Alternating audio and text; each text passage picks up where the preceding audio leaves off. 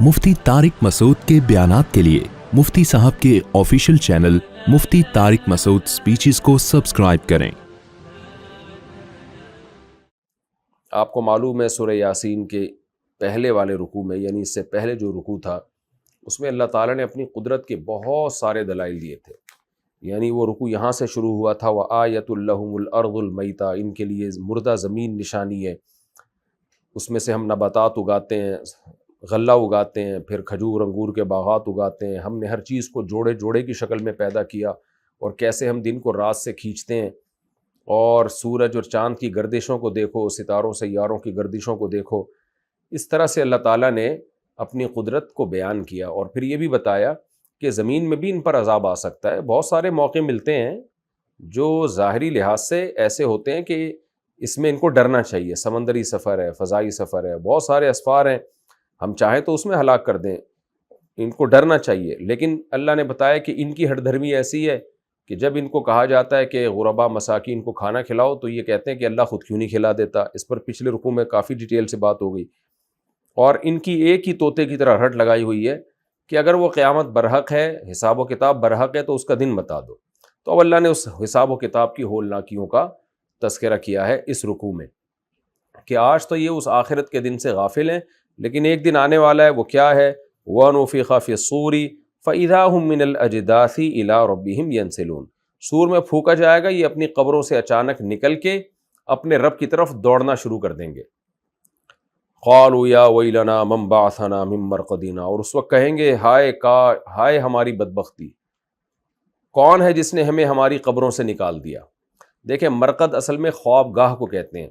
अगर इसका लफ्ज़ी तर्जमा हम ख्वाबगाही करें, यानी हमारे सोने की जगहों से या आराम की जगहों से, इसी से हम अगर तर्जमा करते हैं, तो फिर सवाल ये पैदा होता है कि अज़ाब क़ब्र, तो अज़ाब क़ब्र का फिर क्या मतलब है? यानी इससे तो ये पता चलता है कि वो अपनी क़ब्रों को कहेंगे कि भाई ये तो बड़े ज़बरदस्त सोने की जगह थी जहाँ हम आराम कर रहे थे, तो हाय काश हमें इन क़ब्रों से किसी ने ना निकाला होता।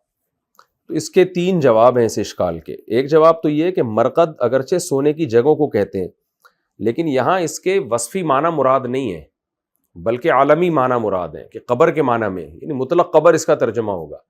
बाज़ दफ़ा कोई ख़ास नाम किसी चीज़ को दिया जाता है, उसमें कोई ख़ास वस्फ़, यानी उसके अंदर कोई ख़ास क्वालिटी होती है उसको देख के, लेकिन फिर वो उसका एक आलम बन जाता है, चाहे उसमें वो क्वालिटी हो या ना हो। इसकी बहुत सारी हमें मिसालें मिलती हैं कि हमने जब किसी चीज़ को नाम दिया तो हमने देखा कि इसमें ये क्वालिटी होगी, लेकिन बाद में वो उसका अलम बन गया। अलम कहते हैं कि कोई करीने के बगैर जो किसी चीज़ पे दलालत करे, यानी उसमें बस नाम से ही हमें पता चल जाए कि ये है, उसमें वो वाले माने ना पाए जाएं। तो कब्र भी आम तौर पर आराम गाह समझी जाती है। आपने कब्रिस्तानों पे देखा होगा, लिखा होता है आखिरी आराम गाह फलां फलां साहब और सने वफ़ात ये। अब ज़रूरी तो नहीं है कि वो आराम कर रहा हो, अंदर हो सकता है अजाब हो रहा हो, अल्लाह हम सबको बचा के रखे। लेकिन चूंकि ज़ाहिरी लिहाज से, दुनियावी लिहाज से सब अंदर जाके लेट जाते हैं, पड़ जाते हैं बिल्कुल, और सबको पता है अब यहाँ से क़यामत तक कोई हिलेगा भी नहीं, तो इसलिए उसका नाम आरामगाह रख दिया, चाहे हकीकत में वो आराम हो या ना हो। अब उसको आरामगाह कहना हर एक के लिए जायज़ है, क्योंकि लुगत का हिस्सा बन गया वो। अब कोई कहे कि इसको आखिरी आरामगाह तक ले जाओ, तो दूसरा ये एतराज़ नहीं कर सकता कि भाई आरामगाह थोड़ी हो सकता है अजाब हो। तो हम कहेंगे भाई कब्र का नाम ही आरामगाह है, तो मरक़द, कब्र को मरक़द कहा जाता है, चाहे वो सोने की जगह ना भी हो, अजाब की जगह ही क्यों ना हो, सवाब की जगह ही क्यों ना हो। तो इस माना में इस पर ऐन मुमकिन है मरक़द का इतलाक़ किया गया हो, कि वो चूँकि जब मैदान हशर की होलनाकियाँ देखेंगे तो वो कब्र के अजाब को कम समझेंगे, और वो कहेंगे हाय काश, यानी हाय हमारी बदबख्ती, किसने हमें इस कब्र से बाहर निकाल लिया है। तो फिर मरक़द का तर्जुमा यहाँ सीधा सीधा कब्र से होगा, यानी इसमें जो सोने वाला माना और आराम वाला माना है वो माना मलहूज नहीं होगा। तो कब्र से किसने हमें निकाल दिया, तो इस पर अफसोस इसलिए होगा कि वो आगे उससे भी बड़ा अजाब उनको खड़ा हुआ नजर आ रहा होगा। एक मफहूम तो ये। दूसरा मफहूम जो एक सहाबी से मनक़ूल है, गालिबन अब्दुल्ला बिन अब्बास रज़ी अल्लाह अन्हु से, वो ये है कि क़यामत का जब सूर फूंका जाएगा ना, पहला सूर और दूसरा सूर, इस सूर के दरमियान में ना अजाब होगा ना सवाब होगा, क्योंकि रूहें भी बेहोश हो जाएंगी। जब क़यामत का पहला सूर फूंका जाएगा, जो जिंदा होंगे वो मर जाएंगे, और जो मरे हुए होंगे जिनकी उनकी रूहें भी ان میں بھی حس کو ختم کر دیا جائے گا تاکہ اعلیٰ وجہ الکمال پوری کائنات پر موت واقع ہو جائے. تو یہ اس کے بیچ کا جو عرصہ ہے جس میں اللہ ہی جانتا ہے کہ کتنا ٹائم ہے پہلے اور دوسرے سور میں, یہ عرصہ ایسا ہوگا جس میں نہ عذاب ہوگا نہ ثواب ہوگا, روحیں بے ہوش ہو جائیں گی. اور پھر جب اللہ تعالیٰ دوبارہ سور پھونکیں گے تو پھر نئی زندگی لوگوں کو ملے گی, روح بھی دوبارہ سے ایک نئی روح, یعنی اسی روح کو اللہ تعالیٰ ہوش میں لے کر آئیں گے, اور پھر وہ روحیں یہ کہیں گی یا ویلنا من بعثنا من مرقدنا, ہماری خواب گاہوں سے ہمیں کس نے جگا دیا, کیونکہ ان کو لگے گا کہ ہم تو طویل عرصے سے سو رہے تھے, پڑے ہوئے تھے, کوئی حص ہی نہیں تھی ہمارے اندر, یہ زندگی کس نے دے دی. اور تیسرا مطلب یہ بیان کیا گیا ہے کہ مرقد میں قبر کا عذاب ہو رہا ہوگا ان کو, لیکن جب میدان حشر کا سور پھونکا جائے گا نا تو وہ سختی ان کو قبر کے عذاب سے بھی زیادہ لگے گی. لہذا وہ یہ کہیں گے من بعثنا من مرقدنا, یعنی ہماری آرام گاہوں سے کس نے اٹھا دیا, کیونکہ میدان حشر کی سختی ان کو قبر کے عذاب کے مقابلے میں اتنی زیادہ لگے گی کہ قبر کے عذاب کو وہ ایسا سمجھیں گے جیسے آرام گاہ تھی, یعنی آخرت کے مقابلے میں یہ آرام گاہ.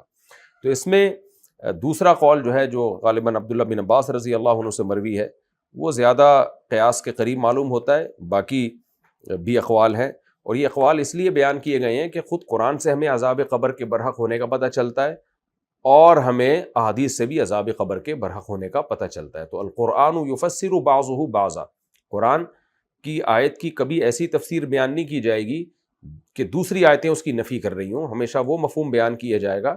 کسی کی بات کا بھی وہی مفہوم بیان کیا جاتا ہے جو وہ جس پہ وہ خود راضی ہو, وہ خود اس کا انکار کرے تو ایسا مفہوم کبھی بھی اس کا بیان نہیں کیا جاتا. تو اللہ کی بات کا بھی وہی مفہوم بیان کیا جائے گا جو اللہ ہی کی بات سے میچ کر رہا ہو. ھذا ما وعد الرحمن, اللہ کہتے ہیں اب یا ویلنا مت کہو, اب یہ نہ کہو ہائے ہماری کم بختی, بلکہ یہ وہی تو ہے جس کا رحمان نے وعدہ کیا تھا. وصدق المرسلون, اور پیغمبروں نے سچ کہا تھا. آدم سے لے کے محمد صلی اللہ علیہ وسلم تک کتنے پیغمبر اللہ کے نمائندے آئے, سب یہی کہتے رہے کہ موت کے بعد زندگی ہے, موت کے بعد زندگی ہے. تو سب نے سچ کہا تھا, آج تم نے اپنی آنکھوں سے دیکھ لیا ہے.